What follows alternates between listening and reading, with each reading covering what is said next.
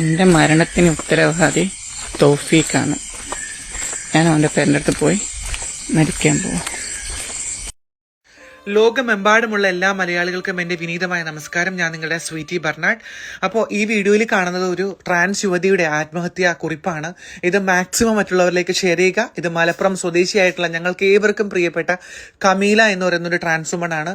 അവളുടെ സ്വത്തും കാമവും ജീവനും പണവും അവളുടെ ജീവിതവും എല്ലാം കവർന്നെടുത്ത് മലപ്പുറത്തുള്ള ഒരു മുസ്ലിം യുവാവാണ് അവളുടെ ജീവിതം കവർന്നെടുത്തതിന് ശേഷം അവളെ ആത്മഹത്യയിലേക്ക് തള്ളിവിട്ടത്.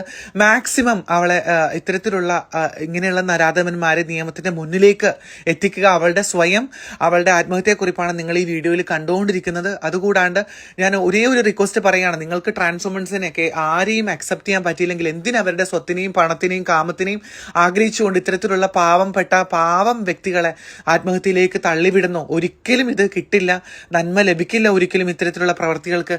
എങ്കിൽ പോലും പറയുകയാണ്, ഇത്രയും കാണിക്കുന്ന പ്രവർത്തികൾ നിയമത്തിന് മുന്നിൽ ഇവനെ കൊണ്ടുവരണം. അതുകൂടാണ്ട് നിങ്ങൾ കാണുന്ന ഈ വീഡിയോ കാണുന്ന മറ്റുള്ളവരെല്ലാവരും അധികാരികളിലേക്കും മീഡിയയിലേക്കും ഈ വാർത്ത ഷെയർ ചെയ്ത് കൊടുക്കുക. ദയവ് ചെയ്ത് ഇനി ഒരു ട്രാൻസ് വുമൻസിനും ഇത്തരത്തിൽ അവരെ പറ്റിച്ച് അവരുടെ പണവും അവരുടെ സ്വത്തും അവരുടെ കാമവും അവരുടെ ജീവിതവും തട്ടിയെടുക്കാതിരിക്കുക, ദയവ് ചെയ്ത്. ഞാൻ ഒത്തിരി വിഷമത്തോടെയാണ് ഈ വീഡിയോ സംസാരിക്കുന്നത്. സത്യം പറഞ്ഞാൽ ഞങ്ങൾക്ക് നഷ്ടപ്പെട്ട ഞങ്ങളുടെ ഒരു സഹോദരിനെയാണ്, ഞങ്ങളുടെ ഒരു കൂടപ്പിറപ്പിനെയാണ്.